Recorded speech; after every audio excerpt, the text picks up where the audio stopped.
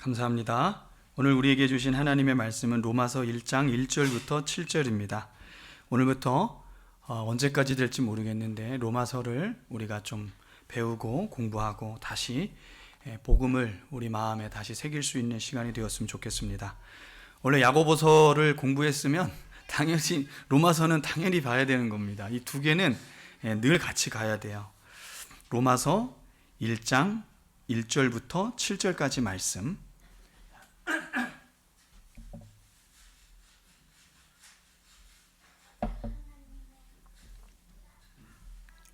로마서 1장 1절부터 7절 말씀. 우리 한 절씩 교독하겠습니다. 예수 그리스도의 종 바울은 사도로 부르심을 받아 하나님의 복음을 위하여 택정함을 입었으니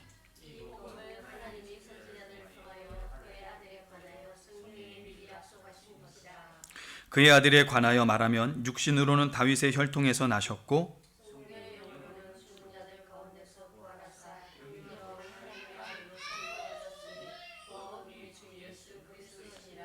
그로 말미암아 우리가 은혜와 사도의 직분을 받아 그의 이름을 위하여 모든 이방인 중에서 믿어 순종하게 하나니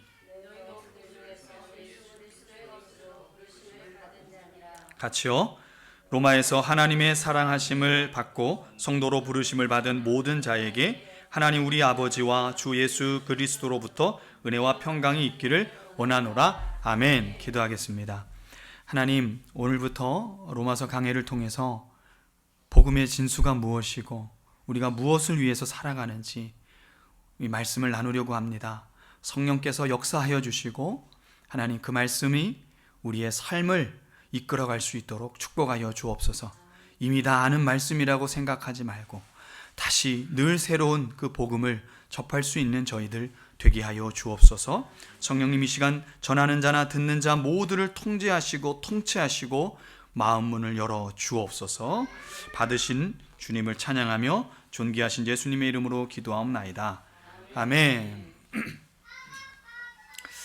네, 축복합니다. 네. 여러분 그거 아십니까? 그 로마서의 핵심 중에 하나인데 그 blessing이라는 단어 아시죠? 이게 축복이거든요. 근데 이 축복이라는 blessing이라는 단어가 어디서 온지 아십니까? blood라는 단어에서 왔어요. blood가 뭐죠? 피예요. 피. 축복은 뭐냐면 예수 그리스도의 보혈로 죄사함을 받은 것이 축복입니다. 아멘. 그래서 우리는 이미 그 축복을 받은 사람이라는 거죠. 이 놀라운 이야기가 로마서 전체에 고스란히 담겨 있어요. 오늘 그 이야기들을 한 주 한 주씩 좀 나눠보도록 하겠습니다. 바닷가 근처에 좋은 집에 창문을 열어놓고 한 사람이 서성이면서 걷고 있습니다. 그럼 무엇인가를 계속 말하고 있어요. 허리는 굽었고 다리는 안짱다리에다가 치아는 엉리예요. 누가 봐도 볼품 없는 노인이 계속 돌아다니면서 분주하게 무엇인가를 말하고 있습니다. 살짝 카메라를 밑에 내려다보니까 어떤 젊은 한 남자가 잉크를 찍어서 그 사람이 서성이면서 말하는 거를 계속 받아 적고 있어요. 잠깐만요. 다시요. 다시 쓰고 있는 거예요. 이 장면이 바로 바울 서신, 그러니까 로마서의 시작입니다. 한참을 이야기했던 바울이 갑자기 더베가 쓰고 있는 것을 멈추고 바다를 향해서 바라봅니다. 그리고 자신의 인생을 회상해요. 그리고 그 인생 가운데 역사하신 예수 그리스도의 그 놀라운 은혜를 상상 속에 잠기게 됩니다. 우리 영화 보면 잠깐 멍하니 하고 이렇게 옛날로 돌아가잖아요. 바울이 어떤 사람입니까? 사울이에요. 길리기아 다소에서 태어났습니다. 길리기아 다소는 그 당시 로마 시민권을 가진 자들이 많았고 로마에서도 아주 큰 도시 중에 하나였어요. 그곳에서 그 부모님은 그의 의도와 상관없이 사울이라는 이름을 줬습니다. 여러분 사울이라는 단어가 어떤 뜻이냐면 큰 자다라는 뜻이에요. 이 사울이라는 이름은 베냐민 지파의 첫 번째 이스라엘 왕이었던 사울의 이름과 똑같은 거예요. 그러면 이 사울을 향한 부모님들의 기대가 있었겠죠. 그 기대에 부응한 사울은 만으로 12살까지 토라를 신명기, 창세기부터 신명기까지 톨씨 하나 안 틀리고 다 암송합니다. 아니 한 장절도 아니라 토라 전체를 암송하는 사람만이 예루살렘에 있는 가말리아 문화에 들어가서 바리새인으로 교육받을 수 있는 조건이 되는 거예요. 그래서 그는 어린 나이에 가말리아의 문화에 들어가서 아주 열심히 공부합니다. 어려서부터 유학한 거죠. 그렇게 공부하다가 어느 날 아주 이단들을 보게 돼요. 어떤 이단이냐면 예수가 다시 살아났다는 거예요. 예수라는 사람이 죽었는데 그가 메시아라는 거예요. 있을 수 없는 일이, 자기가 생각할 때 있을 수 없는 일이 일어난 거예요. 그래서 그 사람들을 잡아 죽이기 위해서 그 하나님에 대한 열심이 막 불이뜰 일어나기 시작하는 거예요. 그래서 스데반이 순교할 때 그 자리 옆에서 그 옷을, 돌 던지는 사람들 옷을 지키는, 난 더러운 거 이 돌도 던지기 싫다 이거죠. 그래서 바울이 죽인 겁니다. 그러던 그가 이제는 더 화가 나서 그리스도인들은 다 잡아 죽이려고, 그리스도인들을 잡아 죽이려고 공문을 만들어요. 그래서 공회로부터 공문을 받아갖고 드디어 다마스커스로 갑니다. 거기서 인생의 대변화가 일어납니다. 그것은 부활하신 예수님을 만난 거예요. 기억하셔야 돼요. 십자가에 달린 예수가 아니에요. 부활하신 예수 그리스도를 만났어요. 부활하신 예수 그리스도라는 것은, 이 부활이 왜 중요하냐면 이 부활이라는 자체의 전제 조건은 십자가에 죽음이 있어야 부활이 있는 거예요. 부활하신 예수 그리스도를 만난 거예요. 모든 사도들은요, 사도의 조건은 부활하신 주를 만났는가, 그것이 가장 중요한데 그는 직접 부활하신 예수님이 그에게 찾아오셔서 그를 만나게 됩니다. 그리고 눈이 멀어요. 그래서 찾을 사람이 없어 디딤디딤해서 사람을 찾아서 다메스쿠스로 들어갑니다. 그때 예수님께서 아나니아라는 제자를 통해서 그에게 안수해라. 아니 어떻게 그에게 안수합니까? 그 사람 저 어떻게 신변이 보호가 안 됩니다. 저 가면 죽는데요? 아니야. 그는 이방의 빛으로 내가 불렀어. 그래서 대단하죠. 아나니아도 가서 안수하자 눈에 비닐 같은 게 벗겨져요. 이것을 헬라어로 뭐라 그러냐면 아나 블레포, 아나 다시, 블레포 보다, 다시 보다. 지금까지 자기가 생각한 사상, 생각은 하나님에 대한 열심이 엄청났지만, 그래서 예수 그리스도를 믿는 사람들을 잡아 죽이려고 했지만, 이 눈을 아나블레포 다시 영적인 눈이 떠지고 나니까 나의 열심이 잘못된 거구나, 나의 열정이 잘못된 거구나, 나의 방향이 잘못된 거구나. 그리고 그가 아라비아 광야로 들어가요. 그리고 3년 동안 성령과 동행하면서 그동안 그가 공부한 모든 율법, 그가 공부한 모든 구약이 풀어지기 시작합니다. 그 풀어진 내용을 오늘 쏟아 부어서 그 이야기를 할 거예요. 이 회상에 잠기다가 점점 여러 가지 사건들을 회상하게 됩니다. 1차 선교여행, 2차 선교여행, 3차 선교여행 가운데 동족의 위험, 강의 위험, 40의 가만 태창을 수없이 맞고 못 자고 못 먹고, 돌에 맞아서 루스드라에서는 돌에 맞아서 죽었어요. 그래서 성 밖에다 내쫓았는데, 버렸는데 하나님 그를, 아직 사명이 안 끝나서 그를 살려주셔서 툴툴 털고 일어나서 자신을 향해 돌 던진 그 성으로 다시 들어가 이틀 동안 제자들을 또 가르치고 또 전도 여행을 가는 거예요. 어떻게 한 사람의 인생이 이렇게 뒤바뀔 수 있는가? 오늘 바울은 자신이 어떤 사람인지 로마서를 통해서, 오늘 선택된 본문을 통해서 설명하고 있어요. 바울 서신에서 자신에 대해서 가장 길게 설명하는 서신서가 로마서입니다. 왜냐하면 다른 서신들은 내가 개척한 교회에 문제가 생겨서 자기를 알고 있기 때문에 간단하게 소개하고 인사말만 하고 넘어갑니다. 그런데 바울은 로마에 교회가 있다는 소리를 들었지만 로마 사람들을 잘 몰라요. 그런데 3차 전도 여행이 끝나고 이제 하나님 앞에 자신의 삶을 돌아본 후에, 하나님 나 이제 어떻게 해야 됩니까? 서바나로 가라. 로마를 거쳐서 가기 위해서, 저 땅끝까지 복음을 전하기 위해서, 로마가 중요하잖아요. 수도니까 로마 사람들을 생각하게 된 거예요. 그리고 그동안에 있었던 AD 56년에 고린도 교회, 고린도 바닷가에서 그 맨션에서 이 복음을 쓰고 있는 거예요. 그래서 자신을 소개하는데 어떻게 소개하는지 오늘 그것이 중요합니다.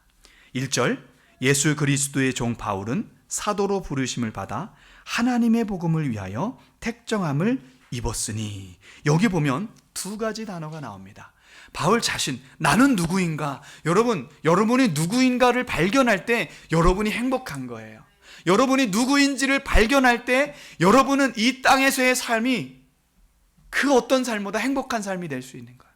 바울이 발견한 자신은 누구인가? 첫 번째는 둘로스라는 단어, 종이라는 거예요. 종.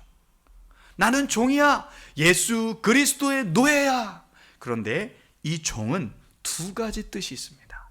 첫 번째는 로마 교회의 관점, 로마 시대의 문화적인 관점으로 종은 개 돼지만도 못한 사람이에요. 사람들을 수를 헤아릴 때 노예들은 수에 들어가지도 않아요. 자신의 의사가 없어요. 무조건 그냥 그 주인이 시키는 일을 해야 되는 사람 종. 가장 낮은 자예요. 놀랍지 않습니까? 그의 이름이 사울이었어요. 사울은 큰 자예요. 근데 예수 그리스도를 만나고 아나블레포 다시 자신이 누구인지를 발견하고 예수님이 누구인지를 발견하니까 그의 눈이 떠지기 시작하니까 그의 이름이 로마식 이름으로 바울로 변화된 거예요. 바울이라는 뜻이 무슨 뜻이냐면 가장 작은 자. 둘로스, 나는 종이다. 나는 예수 그리스도의 종이다. 나는 노예다. 나는 이 세상에서 가장 낮은 자다. 여러분, 예수 그리스도를 믿는다는 게 뭐예요? 세상 사람들은요 자꾸 높은 데 올라가요. 높은 데 올라가서 거들먹거리고 교만하고. 그런데 예수 그리스도를 믿는 건 뭡니까? 나의 낮음을 아는 거예요. 나의 연약함을 아는 거예요. 내가 예수 그리스도의 종이라는 사실을 아는 거죠. 이 둘로스라는 종이라는 말은 두 번째 또 뜻이 있습니다. 그것은 뭐냐면 구약의 선지자들이 자신을 하나님의 종이라고 불렀어요.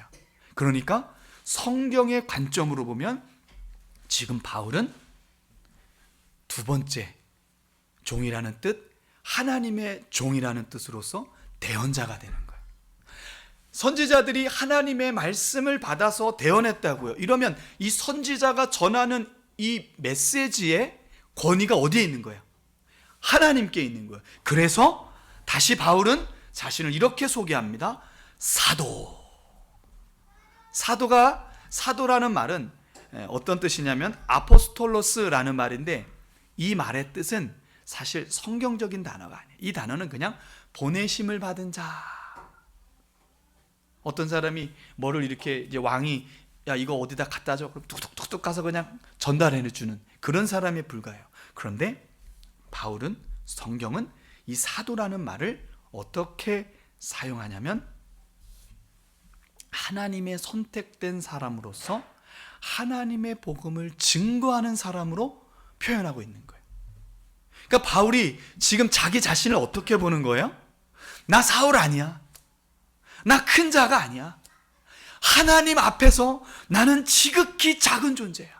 그리고 그 낮아진 나를 하나님이 만나주셔서 이제는 당신의 대사로, 하나님의 대사로 나를 불러 세워주셨어.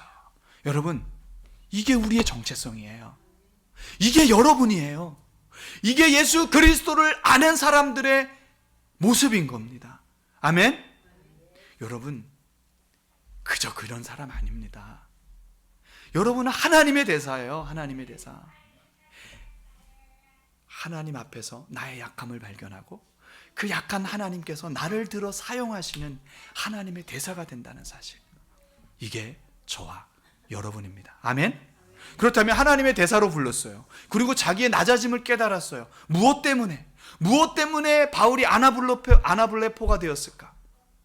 무엇 때문에 이 인생이 그냥 어떻게 보면 성공적인 삶을 살 수 있는, 사람들이 와 박수 칠 수 있는 그런 명예롭고 성공적인 삶을 살 수 있었던 그가 왜 비참한 삶으로 들어갔는가? 사실 가장 존귀한 삶인데 세상에서 볼 때는 왜 그런 삶으로 가는가? 바로 1절에 이렇게 이야기합니다. 부르심을 받아 하나님의 복음을 위하여 택정함을 입었으니. 자, 하나님의 복음 때문에 그런 거예요. 그러면 2절에 이렇게 말합니다. 이 복음은 하나님이 선지자들을 통하여 그의 아들에 관하여 성경에 미리 약속하신 것이라. 자, 이 복음은 뭐냐? 자, 이 복음에 대해서 이제 설명해요. 내가 이렇게 사는 이유, 나라는 존재, 나라는 정체성을 이렇게 설명한 이유는 바로 이 복음 때문이야. 너희가 알고 있는 복음, 내가 알고 있는 복음, 이 복음 때문이야. 그런데 이 복음을 내가 설명해 줄게. 이 복음은 성경의 약속대로 하나님의 아들을 보내셨다는 거야.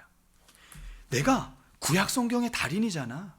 내가 구약 성경을 얼마나 많이 봤는지 너희들 알잖아. 바리새인 중에 바리새인, 그것도 가말리아 문화에서 하나님을 향한 열심이 가득한 사람, 털씨 하나도 틀리지 않고 다 성경을 애운 사람.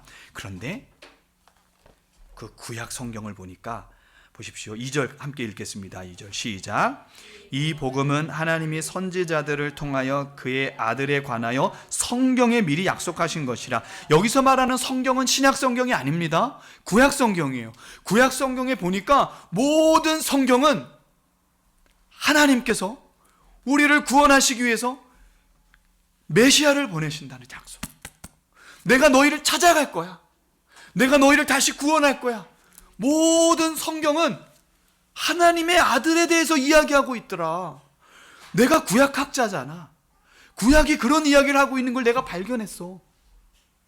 그런데 약속하신 그 약속이 예수 그리스도가 이 땅의 인카네이션, 성육신, 인간의 모양으로 완벽한 하나님의 아들로 인성을 가진 사람으로, 사람 중에 사람으로 이 땅에 오셨어. 우리가 그의 영광을 보니까 독생자의 영광이야. 완벽한 인성을 가지신 그분이 하나님의 아들이셔.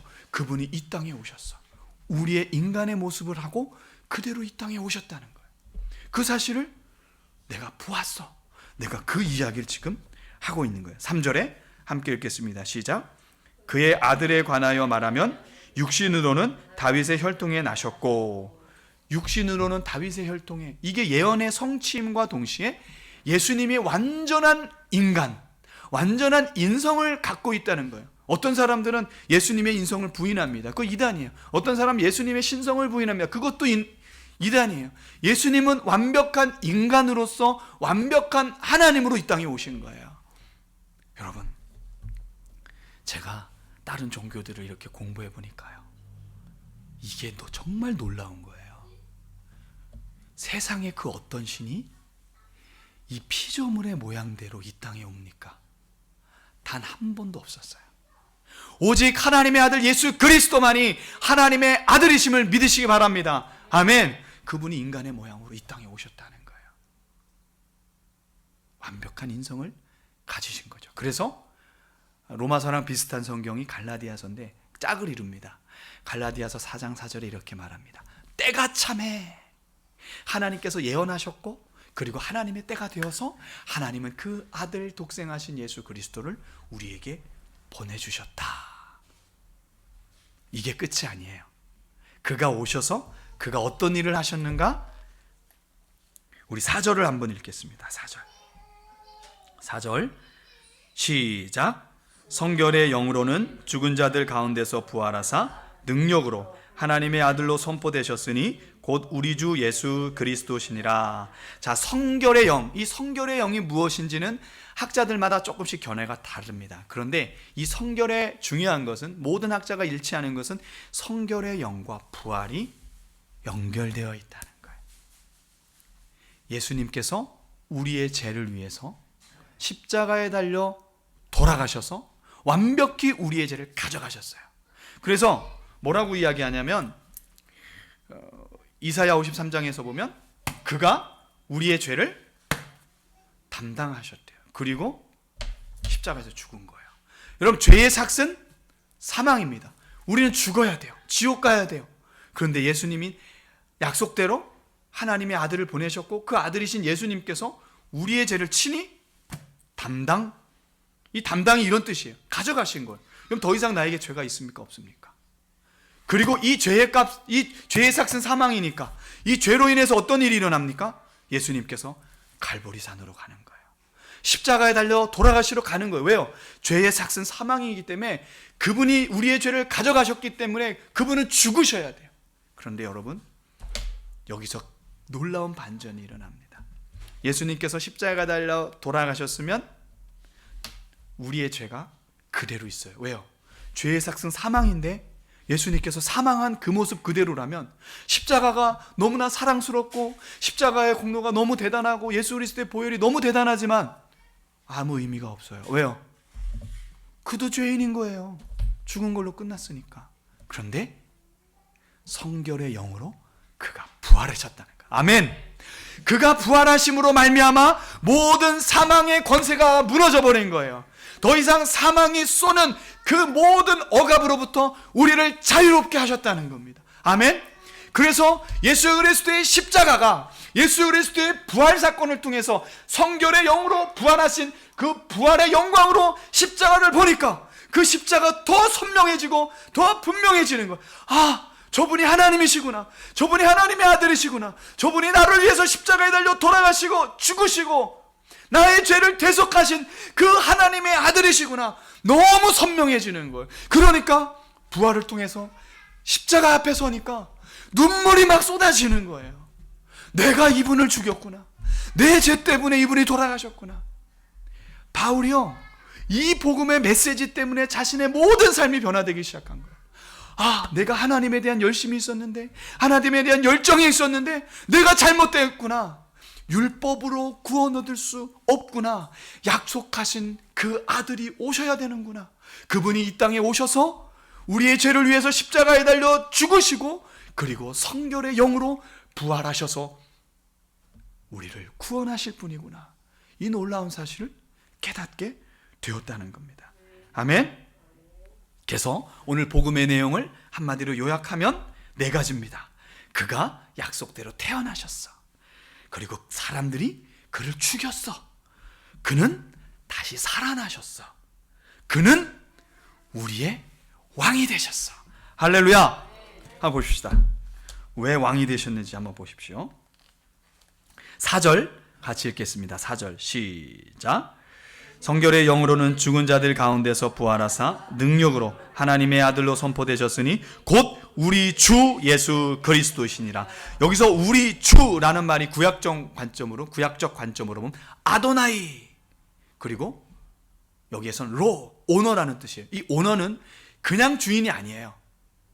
심판의 주입니다. 심판의 주. 이제 누가 하냐면 예수님께서 다시 오시면 이제는 은혜의 주가 아니에요. 소망의 주가 아니에요. 심판의 주가 되시는 거예요. 그러니까 만왕의 왕이 되시는 거예요. 모든 이방인과 모든 세상의 주인이신 그 하나님이 이제는 심판의 하나님이 되시는 거예요. 그러니까 이 복음의 메시지 앞에 우리가 회개하고 믿어. 자, 이 복음에 대한 반응 5절입니다. 시작. 그로 말미암아 우리가 은혜와 사도의 직분을 받아 그의 이름을 위하여 모든 이방인 중에서 믿어 순종하게 하나니. 이게 우리의 선택이에요. 이 복음의 메시지를 듣고 우리가 어떻게 하나님께서 우리에게 베푸신 구원이 우리에게 들어오는가? 이방인 중에 믿어 순종하게. 믿어, 복음의 메시지를 듣고 마음에 감동이 돼서 그걸 믿음으로 받아들이는 거예요. 그게 끝이 아닙니다. 이제 순종함으로 열매를 거두는 거예요. 순종은 뭡니까? 하나님의 말씀대로 따라 사는 거예요. 아멘. 믿습니다. 아멘. 그리고 내 삶은 그냥 뭐 내가 원하는 대로 사는 그게 아니에요. 이제 내 삶의 주인이 바뀐 거예요. 내 삶의 주인이 누구예요? 예수 그리스도이십니다. 아멘. 이제는 그분 따라 사는 거예요. 그래서 바울이 바울 서신에서 제일 많이 반복하는 단어가 있어요. In Christ. 그리스도 안에서. 그러니까 우리는 그리스도 안에 있는 거예요. 그분이 내 삶의 주인이 되시는 거예요. 그래서 보증으로 성령이 오신 거예요. 그래서 이제는 옛날에는 높은 곳에 올라가고 싶고 인기도 있고 싶고 명예도 있고 싶고 사람들을 막 권력으로 부리고 싶고 돈도 많이 가져서 여가도 즐기고 싶고 막 이런 삶을 살던 내가 주인이, 내 삶의 주인이 나에서 예수 그리스도로 바뀌니까 이제 바울과 같은 삶을 사는 거예요. 아멘. 자, 마지막으로 이 복음의 메시지가 바울 자신의 간증인데 바울 자신의 것만이 아니라 모든 믿는 자를 부르셨다. 로마에 있는 너희들도 나와 같이 살아야 돼 라고 권면하고 있습니다. 우리 6절 7절 말씀 읽겠습니다. 6절 7절 시작. 너희도 그들 중에서 예수 그리스도의 것으로 부르심을 받은 자니라. 로마에서 하나님의 사랑하심을 받고 성도로 부르심을 받은 모든 자에게 하나님 우리 아버지와 주 예수 그리스도로부터 은혜와 평강이 있기를 원하노라. 아멘. 너희도 그들 중에서 예수 그리스도, 그들 중은 뭡니까? 이 복음을 들은 사람들 중에서 믿음으로 반응한 사람들이에요. 그들 중에서 믿음으로 반응한 너희 중에서 예수 그리스도의 것으로 부르심을 받은 자니라. 우리도 바울과 똑같은 부르심을 받았어요. 어떻게 해요? 5절에 그의 이름을 위하여. 여러분, 우리의 삶의 목적이 뭡니까? 성공하는 거요? 명예를 쌓는 거요? 돈 많이 벌어서 여가를 즐기며 사는 거요? 떵떵거리면서 사는 거요? 그러려면 바울이 그냥 바리새파로 있지 왜 이런 삶을 살겠어요? 아나블레포, 그가 눈을 뜨기 시작하자 이게 보이기 시작한 거야. 우리 모든 믿는 사람들은 무엇을 위해 살아가는가? 그리스도를 위하여, 그의 이름을 위하여. 사도행전 4장 12절에 천하 만민 중에 예수 이름 외에 그 어떤 이름을도 구원을 얻을 이름을 준 적이 없대요. 준 적이 없대요. 그러니까 바리새파들이 물러나고 예수 이름으로 전하지 말라. 예수 그리스도가 복음입니다. 예수 그리스도가 구원입니다. 아멘. 우리가 살아가는 이유는, 이 땅에 존재하는 이유는, 나라는 존재의 정체성은 예수 그리스도를 위해 살 때 우리 안에 오늘 7절에 있는 은혜와 평강이 넘치는 삶을 사는 거예요. 여러분, 돈 많이 번다고요? 그거 소금물이에요. 소금물은 마시면 마실수록 갈증만 나는 거예요. 세상의 모든 명예와 성공이 아닌 영원히 목마르지 않는 예수 그리스도를 위하는 삶, 이게 바로 복음을 가진 증인의 삶이라는 것입니다. 아멘. 오늘 이 도전이 우리에게 있기를 원합니다. 은혜와 평강은 내가 잘 돼서 오는 게 아니에요. 내 안에 계신 예수 그리스도를 내가 바라보고 그 부르심에 그의 이름을 위하여 합당한 삶을 살아갈 때 우리 속에서 은혜와 평강이 넘쳐나는 겁니다. 아멘. 그래서 그리스도인들은 달라요. 우리 아이가 사고가 났는데도 감사할 수 있는 게 그리스도인인 거예요. 내가 사업이 망했는데도 감사할 수 있는 게 그리스도인이에요. 왜요? 외부로부터 오는 것이 아니라 내 안에 예수 그리스도의 복음, 그 복음의 능력이 나를 은혜와 평강의 자리로 이끌어가기 때문에 그렇습니다. 예수님께서 누가복음에 부활하셔서 처음에 나타나셔서 한 얘기가 뭡니까? 너희에게 평강이 있을지어다. 아멘. 여러분, 무엇으로 세상 속에서 갈급하십니까? 예수 그리스도께 나오십시오. 그분 앞에 영생이 있고, 그분 앞에 생명이 있고, 그분 앞에 영원히 목마르지 않는 생명의 생수의 강이 있는 것입니다. 아멘. 여러분, 우리 모두 바울과 같이 복음 앞에 굴복하는 우리 모두가 되었으면 좋겠습니다. 아멘. 이제 말씀을 마치도록 하겠습니다. 7절에 이렇게 전합니다. 로마에서 하나님의 사랑하심을 받고 성도로 부르심을 받은 모든 자에게. 로마에서 하나님의 사랑. 이 하나님의 사랑이 뭡니까? 십자가와 부활인 거예요. 이 사랑으로 우리를 하나님 부르시고 우리를 받으셨다는 사실. 이 복음을 아는, 이 사랑을 아는 바울이 어떻게 했습니까? 사도행전 14장 20절에 보면 루스드라 성에서 복음을 전해서 교회가 세워졌는데, 복음을 전하다가 이고니온에 있는 유대주의자들이 나와서 다시 율법으로 돌아가라고, 다시 행위로 돌아가라고 그러자 사람들이 막 선동하니까 조금 전에 복음을 들었던 사람들이 돌을 가지고 바울에게 던지기 시작했어요. 바울이 돌에 맞아서 죽었습니다. 죽은 거예요. 그래서 성 밖에 던져버렸어요.